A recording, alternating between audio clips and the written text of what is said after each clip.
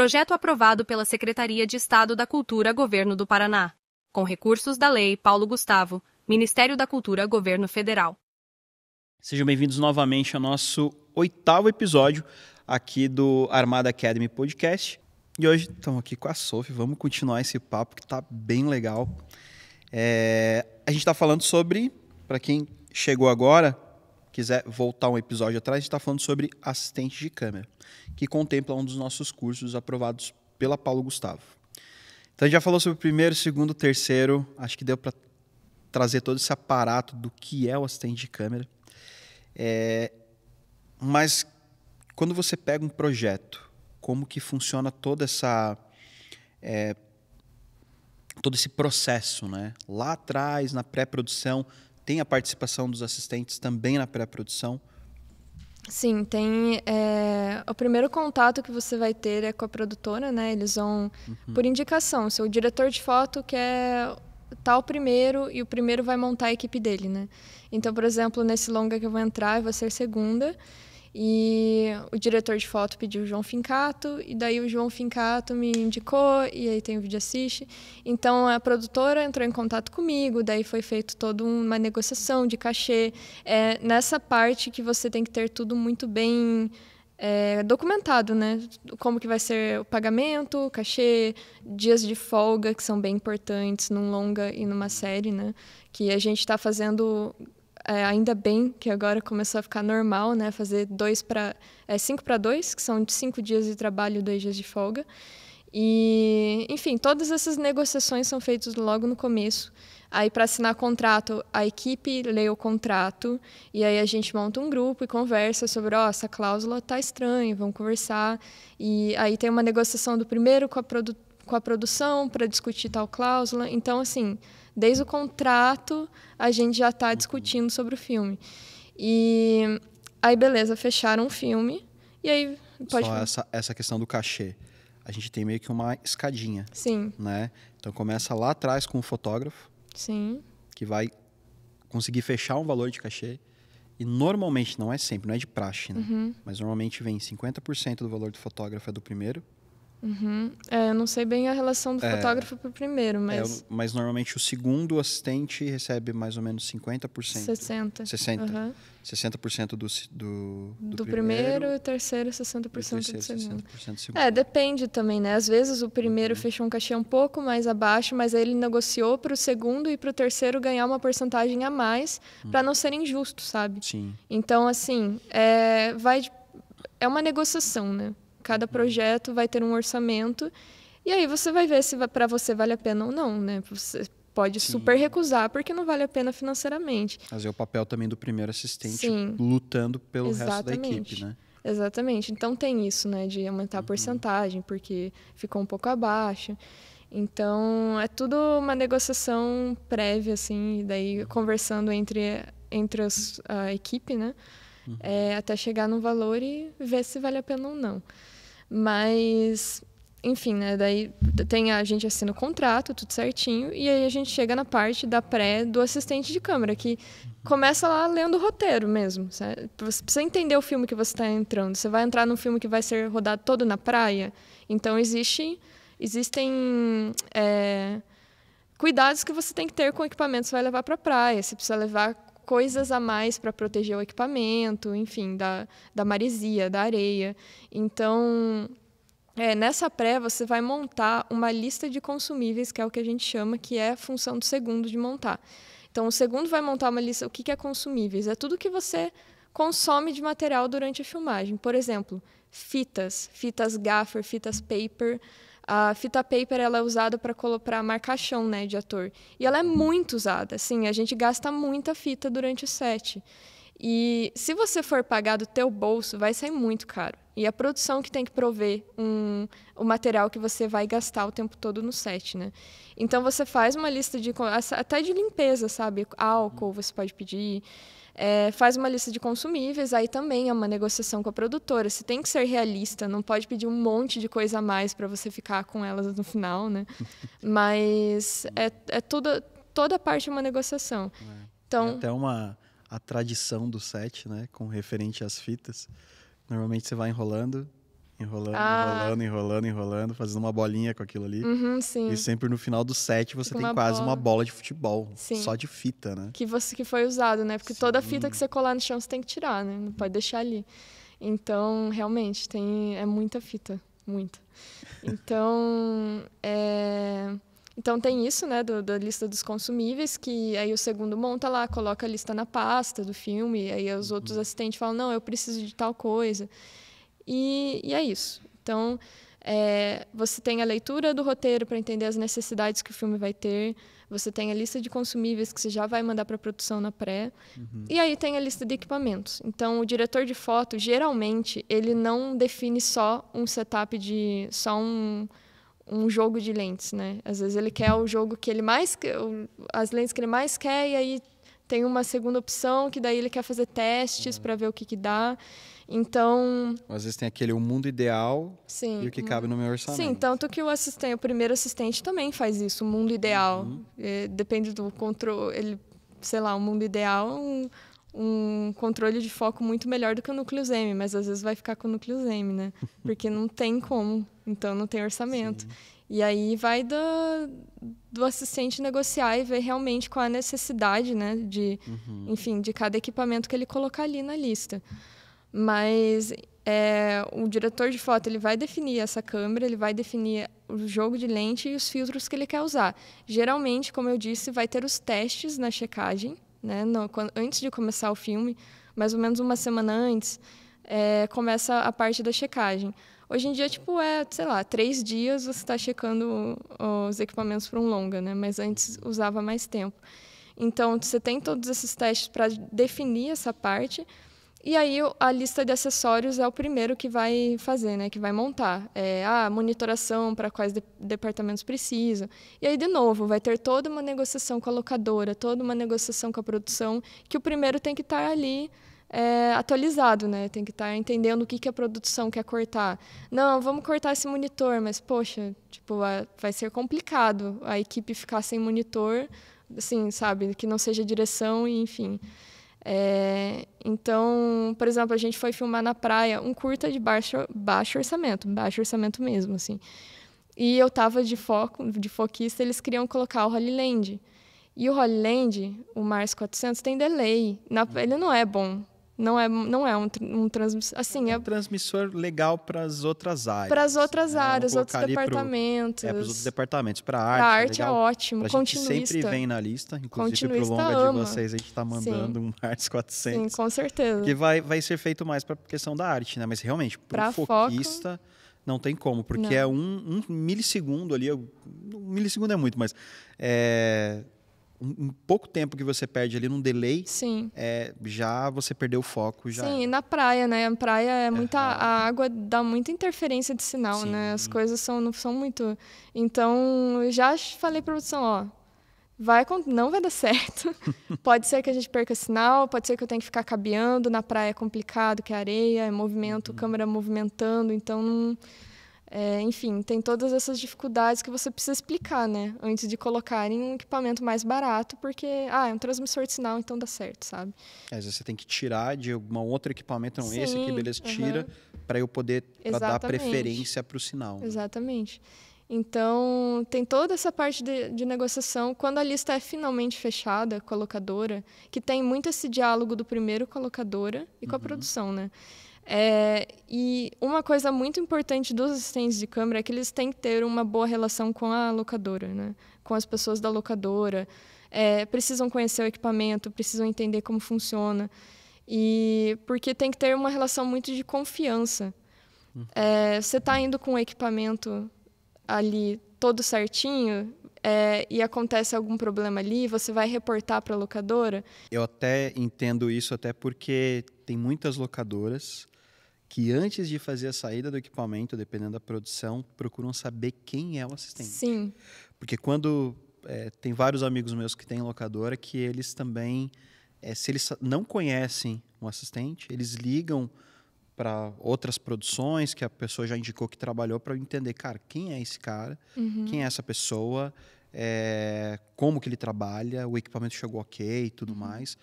Né? Realmente, porque tem que ter essa confiança tanto, acho, do assistente com a locadora, Porque às vezes também tem locadores que não dão manutenção no equipamento. Sim, total. E depois, na hora que quebra um set, às vezes Foi você. a culpa foi do assistente, mas o equipamento já estava pela boa. Sim. Né? Mas muitas vezes também é o contrário, né? É a locadora tendo essa confiança no assistente. Então é meio que uma troca ali de confiança entre os dois. Né? Tem que ter esse relacionamento. Existe uma análise, né, de mau uso. E, por exemplo, você, cara, acabou quebrando o equipamento, daí a locadora vai fazer uma análise, né, para saber até que ponto foi. E aí vai do assistente ser sincero também, né? Que essa confiança tem muito disso. Se você não adianta cobertar nada, sabe? Tipo, quebrou o negócio, não, já estava assim. E aí que vem a parte importante da checagem. Quando você vai para um longa, até a publicidade, que a checagem da publicidade, a última que eu fiz foi 1h30 de checagem, assim. Então, o que eu faço? Eu preciso registrar como esses equipamentos estão chegando para mim. Para caso aconteça alguma coisa, porque a locadora ela tem muita saída de equipamento, né? Então, até acho que vocês recebem o equipamento, vocês olham, mas às vezes passa alguma coisa. Então, daí você chegou, tá assim, e aí você, não, já estava, e como é que você vai provar? Então, você tem que ter um registro, que são fotos e vídeos, né? Então, no caso da publicidade, eu tirava foto muito rapidinho das coisas, às vezes filmava mesmo só a tela do monitor, tem um risco aqui, tem um aqui, só para ser rápida nessa parte, mas eu nunca deixo passar o registro. Na checagem de longa, aí é muito minucioso, assim, a gente estende aquele pano, pega tira foto de como estava o case, aí pega o receptor do Teradek, tira foto do conectorzinho e tudo, sabe? Tira foto de tudo, porque você vai precisar mais para frente, não adianta. Coloca a plaquinha identificando o dia, a produção, sabe? Então tudo são provas para você não acabar se ferrando no final, né? Que são equipamentos caros, né? Exatamente, dia a dia. Exatamente. Tanto que no Rensga acabou falando, voltou assim, que eu acho que também eles deixaram passar, acharam que era de outra produção, e aí a gente pegou lá a foto, não, tava lá, dá para ver que tava lá na foto desse jeito, entendeu? Então, são coisas que te asseguram. E é meio que isso, assim. Então, a checagem é toda essa checagem mesmo do equipamento para saber se tudo está funcionando, para você não acabar tendo problemas no set, né? Para tudo sair fluido. Às vezes, por conta de um parafuso, você perde muita coisa, muito tempo. Muito tempo. Né? Igual o que muito acontece com o parafusinho ali do motor do Núcleos. Espanou. Que sempre espana, né? Então... Isso daí é uma coisa que, se você não verificar na hora que tá travando legal e tal, você vai perder foco, vai correr o foco, e aí já era. Até você conseguir resolver isso daí no set, você já vai arrancar fora o motor e fazer foco na mão, e não vai ser a mesma coisa do que você precisava. Exatamente. A checagem é a parte mais importante. Inventário, tudo anotado. Parafuso a parafuso, isso é bem legal. Então, para isso você tem que ter um baita senso de organização. Sim, muito. Né? Não só na hora da checagem. Eu acho que essa parte da checagem é legal para você ter essa documentação, como você falou, não só referente à questão da locadora em si, né, de como está saindo e voltando o equipamento, mas principalmente pro teu set de filmagem, né? Essa organização, saber em qual case que tá, né, para ser rápido na hora. Mas como que por exemplo, você pegou o equipamento, beleza, tá tudo dentro dos cases, chegou no set, e lá você organiza de uma maneira diferente, né? Sim. Você vai... Isso é uma das coisas interessantes da gente estar comentando aqui, para a galera saber que para você ser assistente, você não é só ir para o set normal, você depende também de várias ferramentas. Sim, né? Com certeza. Então, explica para a gente, para a galera entender nomenclaturas como guaiaca, balde, vamos lá. O balde, assim, o assistente tem que ter uma guaiaca, né, uma pochete com todas as ferramentas principais que ele sempre precisa ter na mão. Então, você vai montar uma câmera, você tem que apertar parafusos, tem que ter uma chave de fenda, né, na tua guaiaca na mão, assim. Ou um fuk-fuk, que a gente chama, que é aquele sopradorzinho para tirar a poeira da lente. Então, são coisas principais que tem que ter na tua guaiaca. O primeiro sempre tem uma trena laser para medir a distância, para ele ter noção qual é a distância de foco que ele tem que colocar ali. Então, e aí vem os baldes, né, que são... O balde, na verdade, são malas de ferramentas dos assistentes. Então, Você começa a assistência de câmera e nunca acaba você comprar coisa, nunca acaba, nunca vai acabar. Tem um assistente de câmera aqui de Curitiba que, sei lá, 30 anos na área, e ele tava comprando coisa, eu falei, cara, mas nunca vai acabar, você tem 30 anos e ainda tá comprando. E daí, e é um investimento muito alto, né? Porque umas ferragenzinhas, assim, custam caro. Então, você vai fazer um trabalho, você para um pouquinho para comprar um pano de câmera. Enfim, então você tem geralmente um balde aberto onde você coloca as coisas que você mais precisa ter na mão, filtros, bateria de câmera. Então tá sempre do teu lado ali no set. Precisa trocar alguma coisa, já tá ali na mão. Tem esse balde principal, né? E tem um balde, geralmente tem uns baldes maiores assim, que eles são mais rígidos, que você, por exemplo, o Video Assist pode enrolar os monitores menores em fofinhos, que é um paninho fofinho, né? Para não riscar, não quebrar. E aí você consegue colocar tudo ali dentro para a próxima diária já estar montado. Porque você não vai colocar tudo nos cases originais que estavam as coisas... Assim, num longa não tem como fazer isso. Você tem que chegar e já estar montando tudo da maneira mais prática possível. É claro que você tem que ter certeza que é seguro, né? Então, Sim. Você não vai colocar numa mochila um negócio, tipo um monitor, né?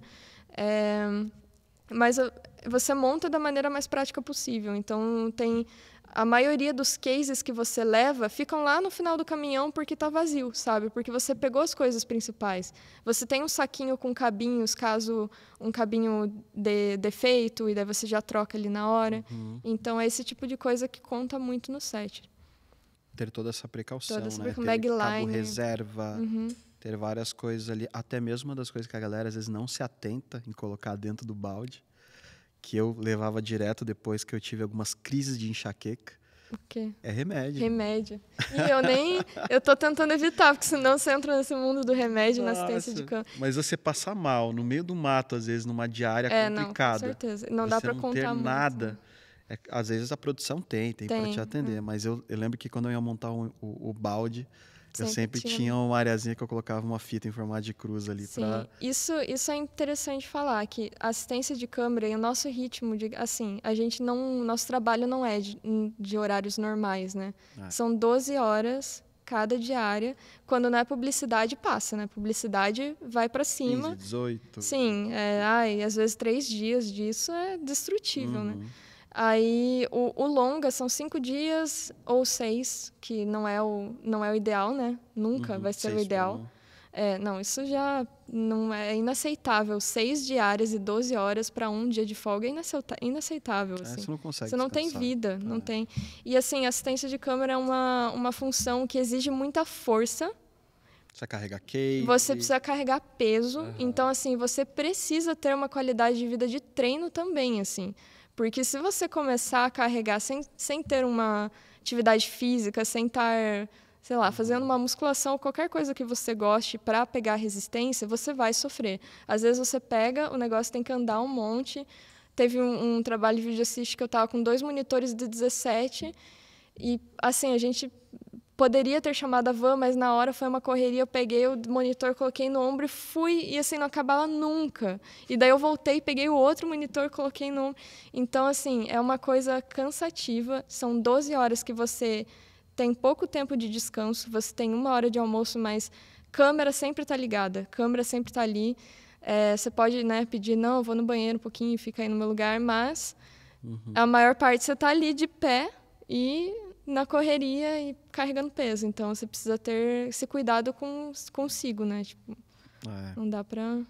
Eu lembro que até você citou uma vez que uma das principais ferramentas do assistente de câmera é um tênis confortável. Sim. Eu aprendi isso no primeiro set da minha vida, que eu não era nem assistente de câmera. Eu não sei o que eu estava fazendo naquele set. Eu acho que era assistente de produção. E foi uma diária de 18 horas, que eu não ganhei hora extra, era começo, daí eu fazia de tudo, né, para estar ali trabalhando. E era um dia muito frio de Curitiba, era uma madrugada, na verdade. E eu tava com aqueles tênis All-Star, não sei se era All-Star, mas é aqueles tênis que você sente o chão. Gente, eu não conseguia colocar meu calcanhar no chão no final, assim, não conseguia. Tênis é uma coisa que precisa ser confortável, senão não dá para aguentar. E Decathlon, a loja oficial dos assistentes de câmera. Você passa, tá lá, o vestuário inteiro do assistente de câmera. Legal. Tem que se cuidar, né? Não tem Sim. como. É uma profissão, querendo ou não vamos falar assim super pesada, mas é uma profissão que exige um esforço físico, mental também, mas principalmente um esforço físico referente ao peso que você carrega, ao tempo que você fica em pé, como você falou. Sim. E a galera, às vezes, na loucura, na correria, esquece de tomar água, esquece... Você falou também de ir ao banheiro, que muitas vezes o assistente esquece porque está na loucura do set. Sim. Né? Eu tô tentando ainda me educar sobre isso, assim. Eu ainda chega no final do set e percebo que eu não tomei água. E assim, é muito tempo de set pra você não tomar água, não ir no banheiro. E isso é uma coisa que eu ainda tento fazer, mas você esquece. É muito difícil. Eu vejo que pelo menos uma das coisas eu vi que mudou bastante. Que antigamente a gente tinha o catering muito regado a pizza, a umas porcariadas, assim, né? Hoje a gente já normalmente, em produções médias e grandes, a gente já tem ali um catering com comida mesmo. Não, precisa ter. Né? Então, a produção se preocupa um pouco mais referente à alimentação também da equipe. Mas legal, Sophie. Vamos para mais um bate-papo? Vamos. Vamos para mais um round, mais um capítulo. Vamos. Então é isso aí, galera. A gente finaliza aqui o nosso 8º episódio, mas se liga no próximo que a gente vai finalizar com chave de ouro aí falando sobre assistência de câmera.